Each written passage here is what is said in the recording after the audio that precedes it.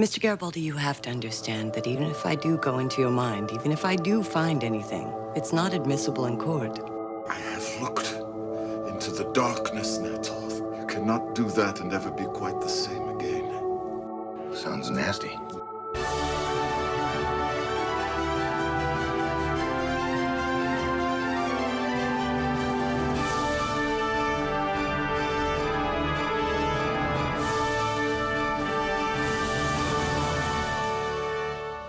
Make my friggin' solar year. Hello, and welcome to Who Are You? A Babylon 5 watchcast by a couple of strangers, now friends, who are continuing to get to know each other over one of their favorite shows from their childhood. I am Laura. And I'm Xhafer. And today I get to ask Xhafer a new question. Oh boy. Xhafer, what do you want? You still haven't answered my question, Ambassador. What do you want? Well, what do you mean, what do I want? What do you want? You really want to know what I want? You really want to know the truth? I wanna really wanna zig ah. Does that answer your question? I want some cheap Babylon 5 CCG cards. I've been on a bit of a hunt. I think I'm just gonna break down and buy a box. I found boxes for like $30 on eBay. I was hoping to get some kind of cheaper than that, I guess. I don't know. So I've done a bit of delving, both into the online like pack situation. I found a handful of like first edition starter decks and stuff, but those are all pre-constructed and don't seem as fun and random. I have a like antique nerd store. I don't know how else to describe it. It's like old action figures and old card games and stuff. Yeah. From the 80s and 90s. And that's just like what they do. I resent you using the word antique. Yeah. But anyway. You know what I mean, though? Yeah. And that's a really cool store I've gone to a couple times. And they actually have a handful of packs of different expansions for the game hanging out. They are for other seasons and plots than what we are currently going through. So I think I might pick some up and save them there later. But they were asking for like $3 a pack. And I feel like I guess that's what they cost in the 90s. They would have been probably like $2 or $3 a pack. Yeah. And adjusted for inflation, this does make them cheaper. But it just felt like kind of like a ripoff, especially like, I can go get a box for $30 on eBay. And I haven't done that. But I don't know. I got to figure it out. What do we expect to find in the collectible card game? Like, how much do you know about it already? Because I know nothing, so you can share with me. I bought some when I was a kid. Okay. And I think I have some somewhere in the house in a box somewhere. I got a handful of a bunch of old cards from Star Trek card game, Star Wars card game, and Babylon 5 card game at one point. Okay. From one of my friends whose uncle had passed. And I got like a bunch of his old sci-fi books and a bunch of like, oh, here's this nerd stuff. Xhafer would love this. So I got it. Which actually, I've gotten a number of things from nerdy uncles of my friends. Thinking about it. Interesting. Yeah. Anyways, yeah, I think it'd be fun. I played a lot of these style of games when I was a child up through in my adult. I played a ton of Magic the Gathering. I played Magic the Gathering competitively for a long time in college, like going to Pro Tour qualifiers and stuff. I was never good enough to qualify for a Pro Tour, but I tried a lot. Yeah. Magic was one of those that, it was ubiquitous enough when we were kids in the nerddom that I've played a little bit of Magic, but I have not played any other collectible card games besides Pokemon, to be honest. Like our son's getting into that one, so I've played that one with him. But I'm waiting for my nephew to be old enough for that. That's gonna be fun when he's old enough, because I'm just gonna spoil that kid rotten with Pokemon cards. It can be an expensive habit, is what I'm saying. Is it? Okay, that's good. It can be. It can be. It's one of those things. It can be as expensive as you want to make it. Fair enough. I just miss cracking packs. That smell when you open a pack of cards. Yeah. That is the fun part. I've been feeling very nostalgic for it. Mm-hmm. I'm just going to go buy a box as soon as we're off this. Yeah, you should. Yeah. I'll encourage that bad habit. Go for it. I want to see some. Okay. You have to share them I'll see with if I me on can one of these find episodes. the ones I feel like I've got several like maybe hundreds of them, maybe 1,000 of them in a box somewhere in this Yeah. house. I just need to find them. I've seen people talking about it on Reddit, especially the Mhm. Babylon 5 subreddit, but I don't think anyone's ever actually shared like pictures of the cards or They don't look great, rules or and yeah. it seems needlessly complicated. I looked into it a couple weeks ago Mhm. as part of my, this could be a fun thing. Mhm. Is it though? It'll be fun to open some packs of cards though. It will. Just like it's fun to open this episode on some improved CGI. We I see a noticed that too. hazardous material storage facility well off the station, hmm which is smart. Don't keep it on the station. Yeah, that Easy seems win. like that's legit. Yeah. We don't want the hazardous stuff around the, what is it? People, Well, how many? Is it 250,000 250,000. humans and aliens Thank you. wrapped in 200 million tons of whatever it was, steel. Yes. Yeah. Yes. You got it. You nailed it. And we move inside to the council chambers where Londo is upset that somehow Londo is the only one who's taking his job seriously right now. And he is quite upset about this because Londo is the last person to take his job seriously. Right. But Delen's in a cocoon. Jakar is off somewhere. Mhm. Kosh says nothing. And Sheridan is brand new. Yeah, he's stuck with the new guy. And it's just like, how? How did this happen to me? I'm the fun one. He's stuck with the new guy and the two assistants. And Lanier Mhm. rightly insists that Delenn is indisposed, being in Yeah. a cocoon. And Natoth just glares at Londo silently, which is good for her because when she opens her mouth, she's not the same. Mhm. Londo tries to get a reprimand for both of these governments for their ambassador's actions, but he can't get a second. So, way to go, Robert's Rules of Order for the win. He tries to harass Natoth on the way out, but Natoth says, Jakar is investigating the attack in Quadrant 37. He's capable of taking care of himself. Yeah. But boy, I know that we have to recast actors sometimes. It happens. And it's really easy to recast someone who's covered in face makeup and Mhm. prosthetics and stuff, but her voice is so different. I knew she was recast. Uh-huh. Was waiting for it. Saw all the actress and all the makeup, and I'm like, oh, that's actually really close. And then the voice just killed it for me. Oh my gosh, yes. Natooth is just can't handle it. Yeah, I get it. Good one. I've got several planned for the episode. Oh yay! Give me all the puns.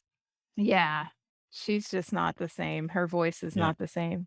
And speaking of Jakar being able to take care of himself, we cut to Jakar and a couple of his assisting fighters that are desperately trying to escape from some crazy CGI. Right? Some squid-looking ships. hmm They're quickly overtaking them, and his companion fighters sacrifice themselves so that he can escape. And I think just one of them rams an enemy fighter that causes an explosive Mhm. distraction.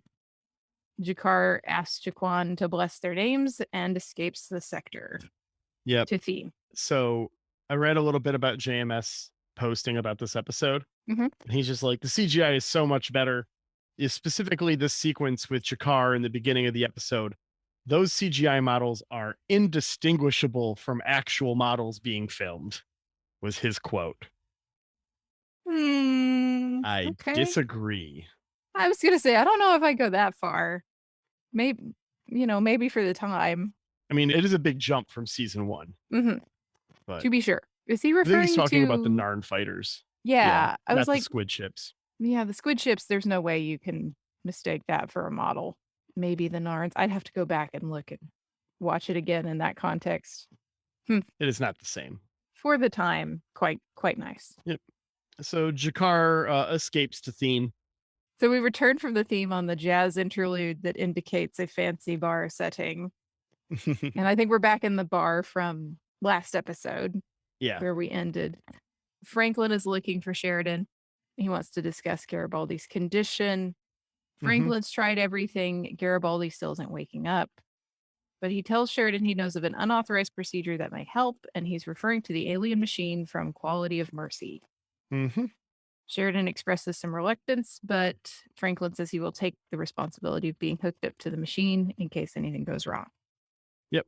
The alien healing machine is back in play Yeah. for a little bit to help Garibaldi out. Sheridan signs off on the procedure and then goes to Space TSA to meet his sister. Yeah. She immediately weight shames him right out of the gate. Did you catch that? I did not. Before she gets there, we get Morden and Londo discussing the attack on the Narn. Londo's concerned it can be traced back to him now that Jakar is out there actively looking, and he's been out there for a while. Mhm. And Morden's all like, no, there's no way the Narn can know, but the Centauri also don't doubt at all it was you. It's perfect symmetry. But Londo rightfully asks what he would do if he's requires a second demonstration. Yeah. Like, okay, what if they come and they want more from me? And Morden just says he just needs to choose a target. And so he lists a couple of things, and Londo's just like, oh, may as well take out the Narn homeworld, right? And he's just like, oh, well, not immediately. It's just like, oh, and like the look on Londo's eyes when he's all like, oh, this is an option. It was Yeah. just like, oh shit.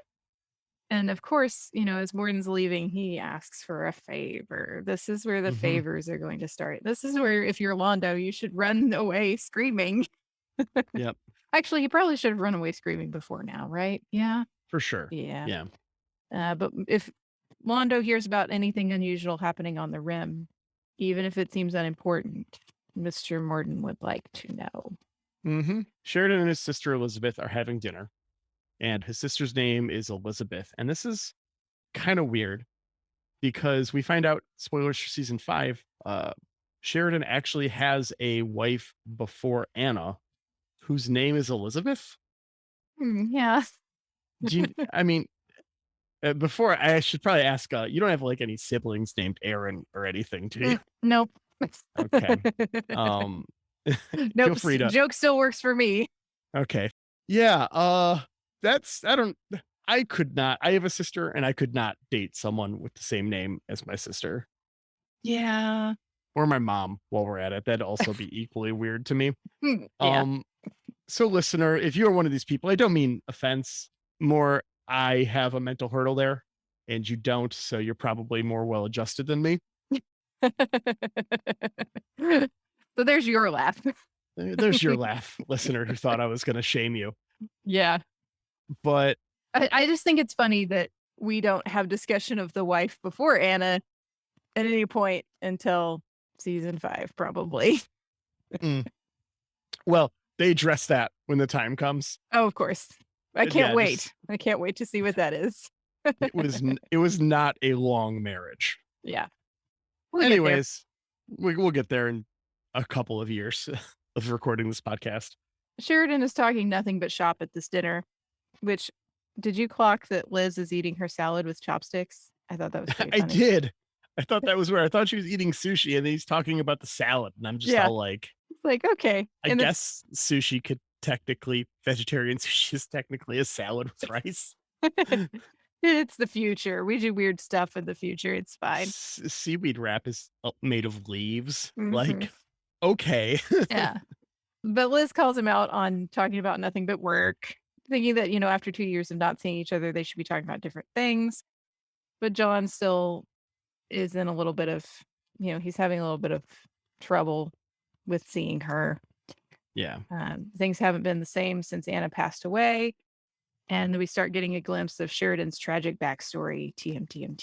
After this dinner and him being upset about people dying, Mm-hmm. he goes to Franklin and MedLab to offer some of his life to help bring this complete stranger back.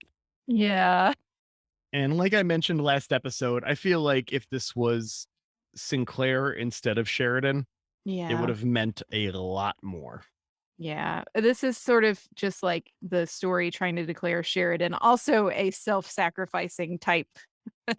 And it would have been a little better note with Sinclair, wouldn't it? Yeah, but it is what it is. We cut back to Natoth 2 Electric Boogaloo, who finds Jakar has returned with a warning of what he found out in space. Yeah. He dramatically declares "Weep for us all" to commercial. Weep for the future, weep for us all. back from commercial, Jakar tells Natoth he has looked into the darkness and will never be the same. And I Yep. think this is the spot where he's sitting on something. I thought this is like his weird bed. I was like, is his bed a giant slab of rock? What an interesting way to sleep. He talks about the Book of Jaquan, which mentions a great war 1,000 years ago, and the great enemy is returning. How did the Narn know about this? Did they used to be more technologically advanced? They can't have been spacefaring for 1,000 years. Could they have Like the been like, Minbari have been spacefaring for 1,000 years.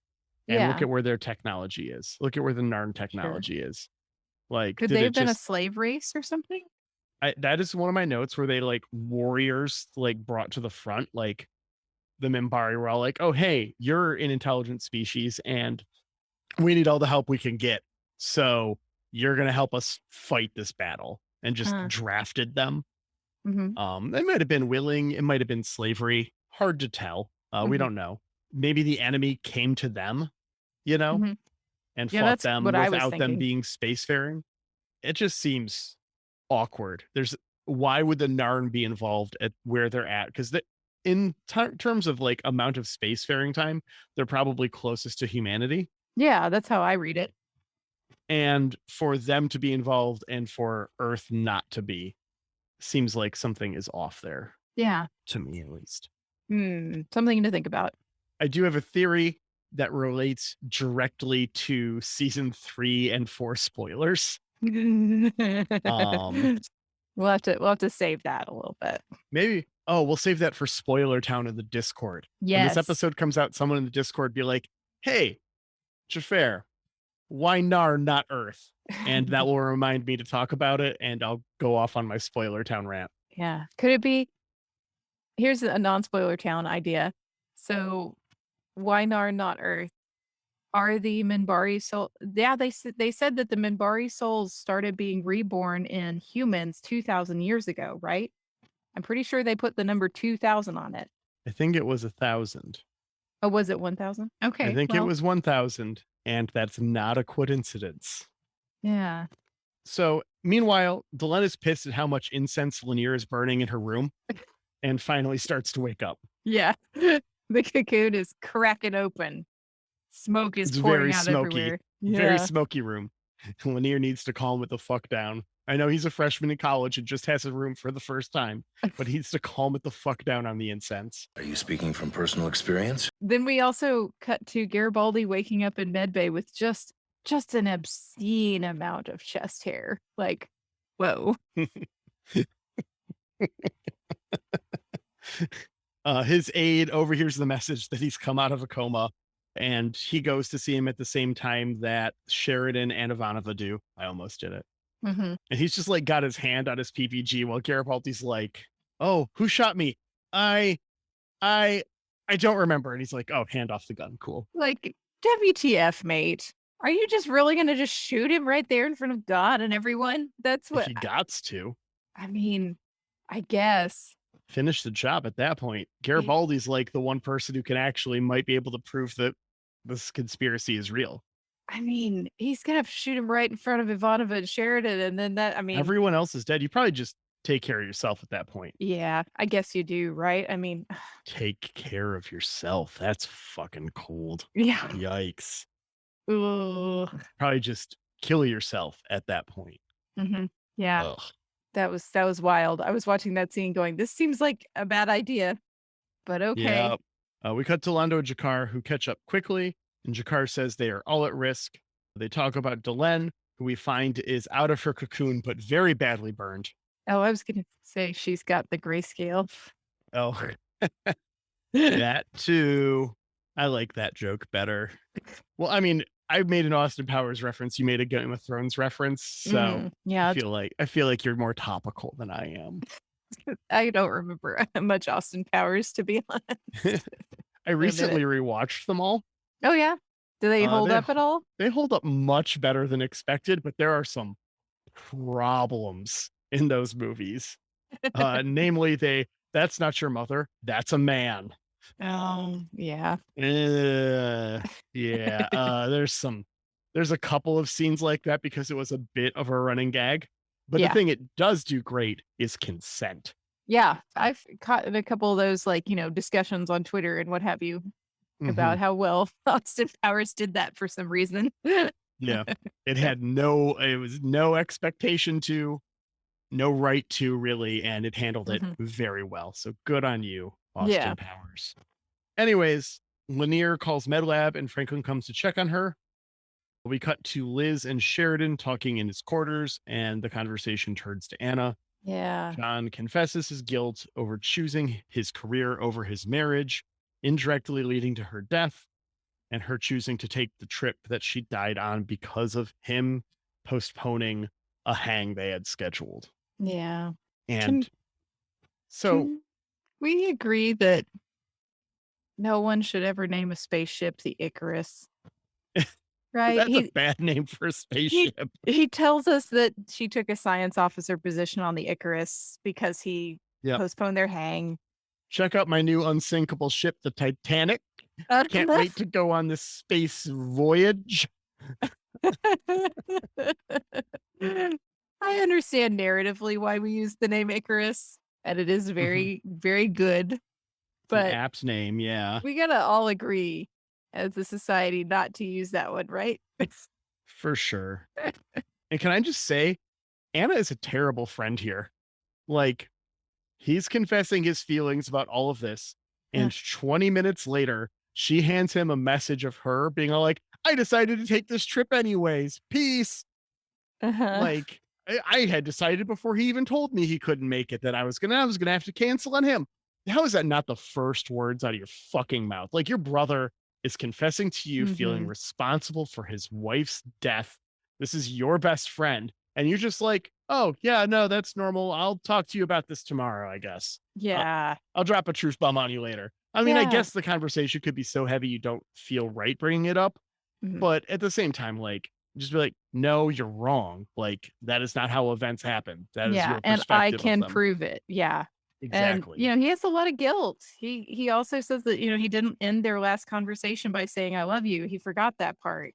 And he had these plans to make it up to her and he never got the chance. And that's a really heavy burden to carry around. For sure. Meanwhile, Franklin picks at Delen's scabs as she goes full existential crisis. And Jakar goes to the council, tells them of the enemy homeworld on Zahadum that the Narn are going to scan and then leave. And then Alondo's all like, hey, Morden. Not an ominous name, Zahadum. Not at all. No. Nope. Definitely doesn't ring any Lord of the Rings bells. No. Actually, coincidence. Oh, okay. Someone called him out on it on Usenet. He's just all like, look, the Zah's there because I wanted to make it sound like it was a name the Minbari gave them. And all of the other like big Minbari words have Zah in them. Okay. That he had picked at that point. And then Doom is there because of Doom, obviously, like it's destruction. And so he's just like, I just went with that. And the Khazad Doom, he's like, I acknowledge that it's really fucking close. But it was not homage and it was not on purpose. I was not actively thinking about Khazad Doom when I picked Zahadum. Yeah. I obviously was probably inspired by one of my favorite authors or something. But it was not an active choice that was made. Yeah. I do like it though. I mean, good. It's a nice Zahadum. parallel. It is. It's good. It's solid. It's good work. Okay. So Londo rings up Mr. Morden, tells him, hey, the Narns are on their way to this place called Zahadum. I don't know. Yeah. And he's just like, oh, I don't care about that planet. But when they get in there, though, just tell me exactly when they're going to arrive. Yeah. How long is it going to be? No, just tell me, like, it's ETA, baby. Like, you got ways. You can push that notification. I know you got that. Just tell me when they're going to get there. Not that I care. I don't care. What they got? What are we working with? What's coming? Just what's going on? You know, like 1 Narn cruiser, 2 Narn cruisers. Like, not that it matters because we ain't there. But if we were there, we'd really want to know when they were going to get there, just so we could roll out a little wagon, open a bottle of wine, pull out the charcuterie board. You know how it goes. We just want to be good hosts. But we're not there, so it doesn't matter. Yeah, there's nothing there. Nothing at all. It's just a big old empty planet, I promise. But when they get in there, though, just tell me. I know you know. Meanwhile, Talia goes to Midbay to help Garibaldi sort through his thoughts on the attack. She performs a deep scan, which everything we've heard sounds very unpleasant. And he's just like, okay. Yeah. And she tells him this isn't going to be admissible evidence. Yeah. You can't use this in court. He's like, I don't give And a fuck. and it's going to suck, but he doesn't care. No, he needs to know. And they see his aide's reflection in the mirror.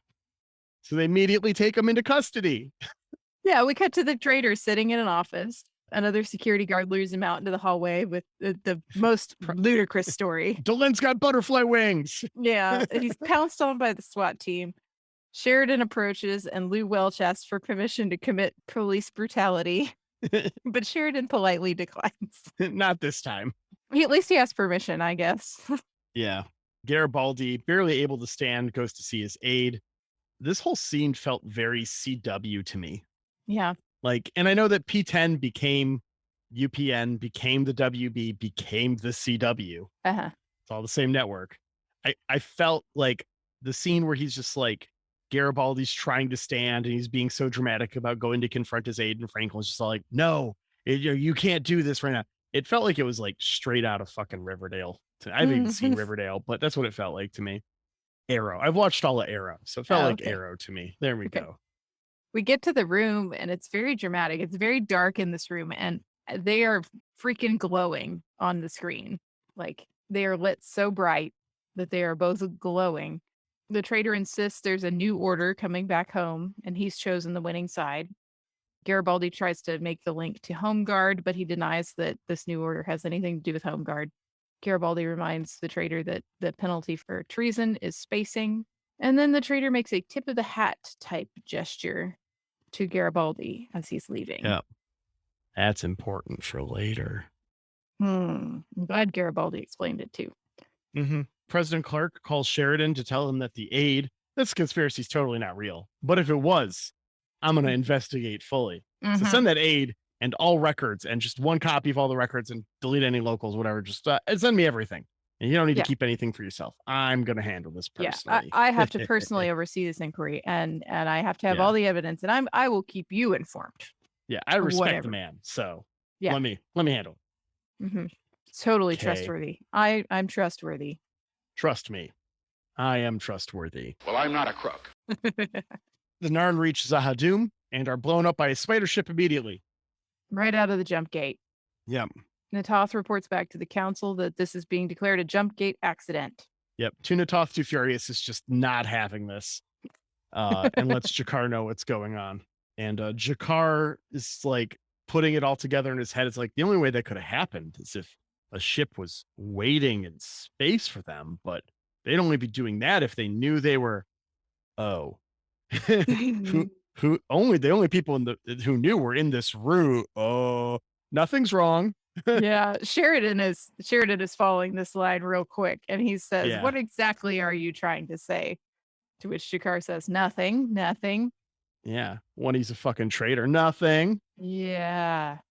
Lanier takes this time to interrupt and address the council and announce that Ambassador Delenn is ready to return. So Franklin has cleared her of the grayscale.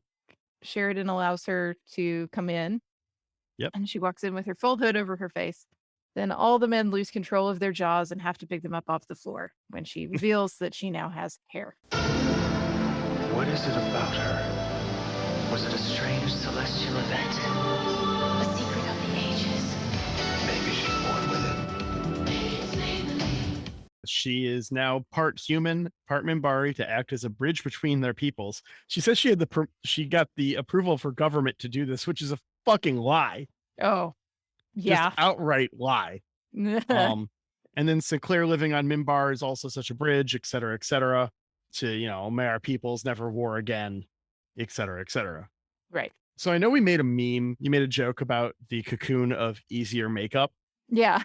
Apparently this added like 45 minutes in the chair for her because the headpiece was different and it required more work for hair to be able to go underneath it.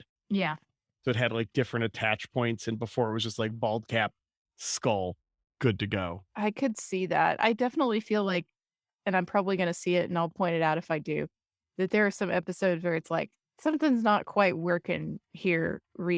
Hair slash, ridge. I feel like I remember that. Sheridan recounts the events of the day to his sister, who totally adds to the excitement by sharing a message Anna sent her that we were talking about earlier and reveals to him the truth. But he does take this opportunity as a chance to say, I love you and goodbye. Yeah, he gets a little choked up. You hear it. It's real sweet. Why wasn't this a hollow letter from home like the one we saw in the previous episode? Good point. Why couldn't this be the hollow letter? You got the actress, you filmed the scene. Yeah.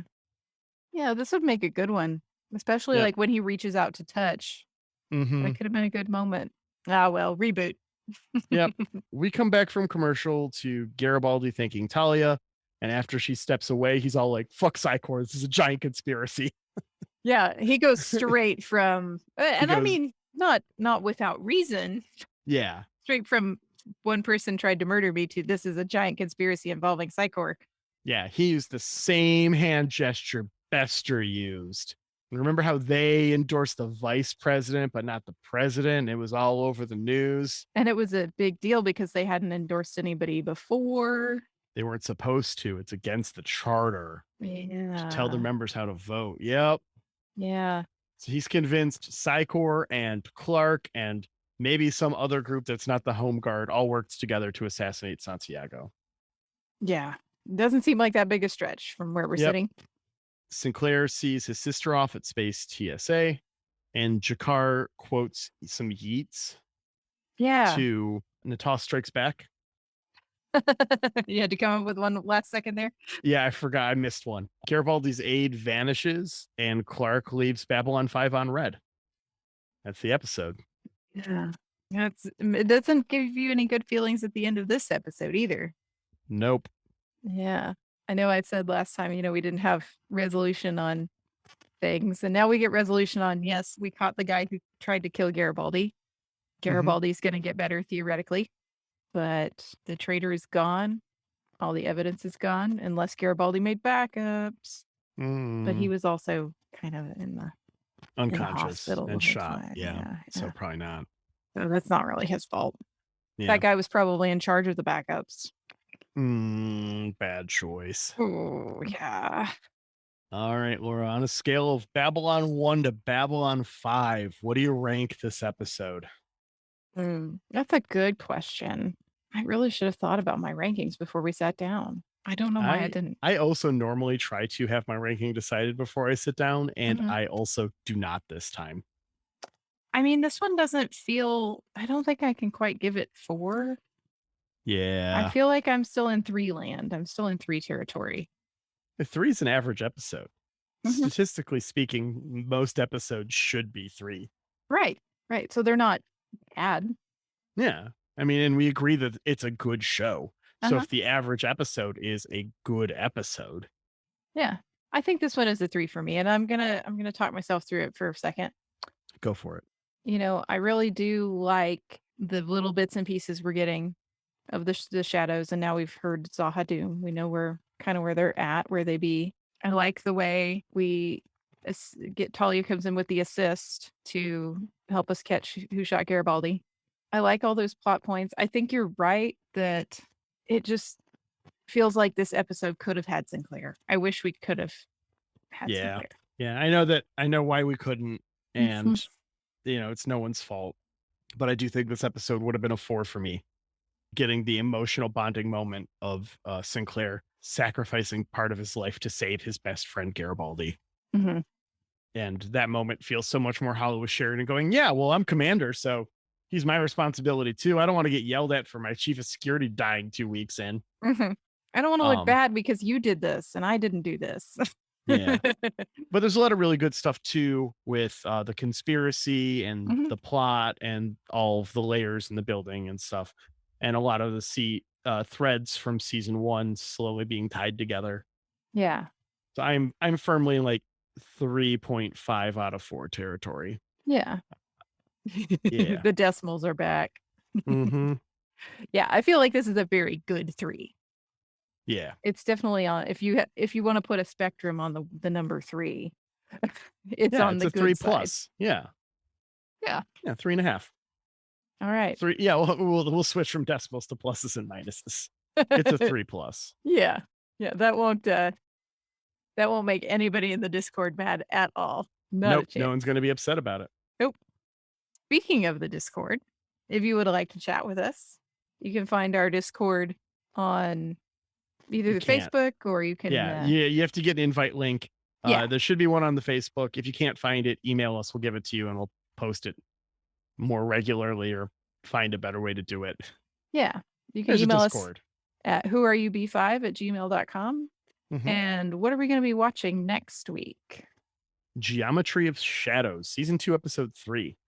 Londo hears a bizarre prophecy that will affect the galaxy from a wizard. Ivanova is promoted. Nearly recovered Garibaldi questions his competency as security chief and considers quitting.